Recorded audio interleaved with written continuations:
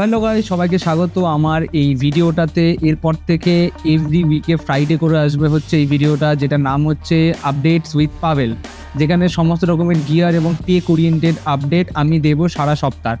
যারা আমার চ্যানেলের নতুন তারা হয়তো জানো না, কিন্তু যারা অনেক পুরনো, মানে যখন আমার 1-2 হাজার ফলোয়ার্স ছিল, এখন এমন কিছু বেশি নেই, যাই হোক, তো যারা অনেক পুরনো তারা জানো। আর নতুন যারা তাদেরকে বলে রাখি, যখন আমি ফার্স্ট পাভেল নামে চ্যানেলটা শুরু করি তখন আমি এভরি উইক টেক এবং গিয়ার ওরিয়েন্টেড আপডেট দিতাম এই চ্যানেলে।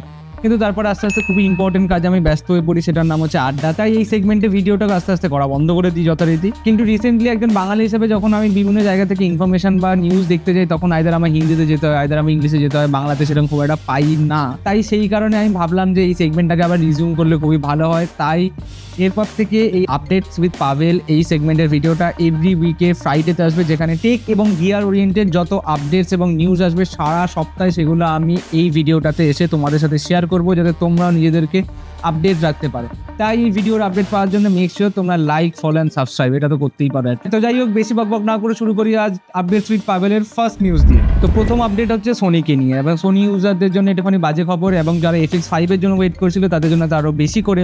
তার কারণ উৎপাদন সংক্রান্ত সমস্যার কারণে সোনি FX5 এর 21শে আগস্ট যে রিলিজ ডেট হওয়ার কথা ছিল, সেটা অনির্দিষ্টকালের জন্য পিছিয়ে দিয়েছে সোনি জাপান। এখন অবধি কোনো কনফার্মেশন ডেট আসেনি যে ফার্দার কবে বা কোন ডেটে এটা আবার রিলিজ করবে। তো FX5 নেবে বলে যারা এখন অবধি বলেছিল তাদের জন্য একটুখানি দুঃখের ব্যাপার। যদি ইন্ডিয়াতে আসতে আরেকটু দেরি আছে, বাট অল ওভার গ্লোবালি এখনো আসছে না, সেটাও পিছিয়ে গেছে অনির্দিষ্টকালের জন্য ডেটটা। যেই মুহূর্তে নিউ ডেট চলে আসবে রিলিজে সোনির তরফ থেকে, সেই মুহূর্তে আমি তোমাদের ইনফরমেশন শেয়ার করে দেবো। এরপরের আপডেট হচ্ছে মাইকিকে নিয়ে। মাইকি তাদের future lens development plan launch করেছে। তার মধ্যেই প্রথমবার মাইকি ফুল ফ্রেম জুম লেন্স আনতে চলেছে, সেটা হচ্ছে 24-70 f2.8 এবং 70-180 f2.8। এছাড়া আনতে চলেছে হচ্ছে 50-1.2, 85-1.2, 100mm ম্যাক্রো, এবং ফুজি GFX মিডিয়াম ফরম্যাটের জন্য 65-1.4 ও 110mm 1.8 লেন্স। এই হলো মাইকির ফিউচার লেন্স ডেভেলপমেন্ট প্ল্যান। যদি লেন্সগুলি এক্স্যাক্টলি কবে আসবে তার কোনো আপডেট দেয়নি মাইকির তরফ থেকে, তবে সামনের কয়েক মাসের মধ্যে আশা করা যায় এই লেন্সগুলো আমাদের বাজারে চলে আসবে। এমনকি লোয়া, 7 আর্টিসিয়ান, ভেলট্রক্স এদের তরফ থেকেও আস্তে আস্তে এরকম জুম ফুল ফ্রেম লেন্স আসার সম্ভাবনা আছে ইন ফিউচার। যত এরকম লেন্স আসবে তত আমাদের মতন ইউজারদের জন্য ভালো, কারণ থার্ড পার্টি লেন্স হলে বাজেট একটু কম হবে। হ্যাঁ, কোয়ালিটিতে একটু কম্প্রোমাইজ করতে হয়, বাট স্টিল বাজেটটা অনেকটা কম হয়। চলে যাচ্ছি পরের আপডেটে। পরের আপডেট সোনিকে নিয়ে। সোনির জাপানের কুমামোতো অঞ্চলে 28শে জুলাই ভূমিকম্পে ক্ষতিগ্রস্ত হওয়া ইমেজ সেন্সার ফ্যাক্টরি অবশেষে পুরোপুরিভাবে ঘুরে দাঁড়িয়েছে। সোনি জানিয়েছে 19শে আগস্ট থেকে তাদের কিকুয়াচো কুমামোতোর সেন্সার উৎপাদন কারখানা আবার ভূমিকম্পর পূর্ব উৎপাদন ক্ষমতায় ফিরে এসেছে। কারখানাটি ভূমিকম্পের পর সাময়িকভাবে বন্ধ ছিল, কিন্তু 4 আগস্ট থেকে আবার ধাপে ধাপে পুনরায় উৎপাদন আগের মতনভাবেই শুরু করেছে। ফটোগ্রাফার এবং ক্যামেরা ইন্ডাস্ট্রির জন্য এটা একটা সত্যি বড় স্বস্তির খবর। তার কারণ সোনি বিশ্বের অন্যতম বৃহৎ ইমেজ সেন্সার নির্মাতা। সোনির এই দ্রুত উৎপাদন স্বাভাবিক হওয়ার ফলে ভবিষ্যতে ক্যামেরা এবং ইমেজ সেন্সার সরবরাহের সংকটের আশঙ্কা অনেকটাই কমে গেল।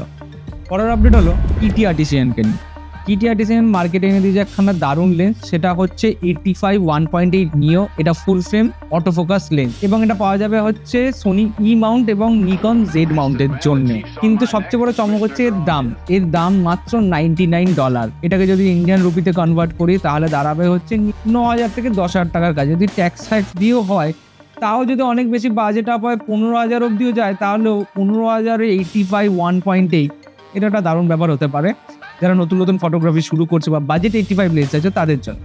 চলে যাচ্ছি পরের আপডেট। তো পরের নিউজ হচ্ছে নিকনকে নিয়ে। নিকনের কিছুদিন আগে রুমর আসছিল যে নিকনের একটা ক্যামেরা আসতে পারে যেটা নাকি ভিউ ফাইন্ডার থাকবে না। ইদানিংকাল আস্তে আস্তে অন্যান্য অনেক ক্যামেরা কোম্পানি ভিউ ফাইন্ডার সরিয়ে দিচ্ছে, কিন্তু এখন আবার আপডেট আসছে ভিউ ফাইন্ডার থাকবে, কিন্তু যেরকম Z60 বা Z52-তে হাম্পের মতন ওপর দিকে ভিউ ফাইন্ডার থাকে সেরকম থাকবে না। এখানে থাকবে অনেকটা ফুজি X-T5 বা A7C2 বা 6400 মতন বডির মধ্যে সাইডে একটা ছোট্ট ইন্টিগ্রেটেড ভিউ ফাইন্ডার। যদিও নিকনের তরফ থেকে এই ব্যাপারে কোনো কিছু বা কোনো রকমের ইনফরমেশন আসেনি, বাট খুব সম্ভাবনা আছে যে এরকম একটা কম্প্যাক্ট ক্যামেরা নিকনের তরফ থেকে আসতে পারে, যেটা Z52 বা অন্য কোনো মডেলের ক্যামেরার সাকসেসারও হতে পারে। এরই সাথে লিঙ্ক নিকনের আরেকটা আপডেট আছে, সেটা হচ্ছে নিকনের Z70 ক্যামেরা নিয়ে। এটা কতটা সত্যি কতটা মিথ্যে সেটা আমিও জানি না, কিন্তু অ্যাপেলের যে প্রোরেজ এবং প্রোয়েজ রয়ের যে লিস্টেড ডিভাইস অ্যাপেল বার করে, সেখানে নিকনের Z70 বলে একটা নিকনের লাইন আপের ডিভাইস লিস্টেড ছিল। অনেকে ভেবেছিল এটা হয়তো হতে পারে কি যে টেকনিক্যাল ইরর বা ভুল,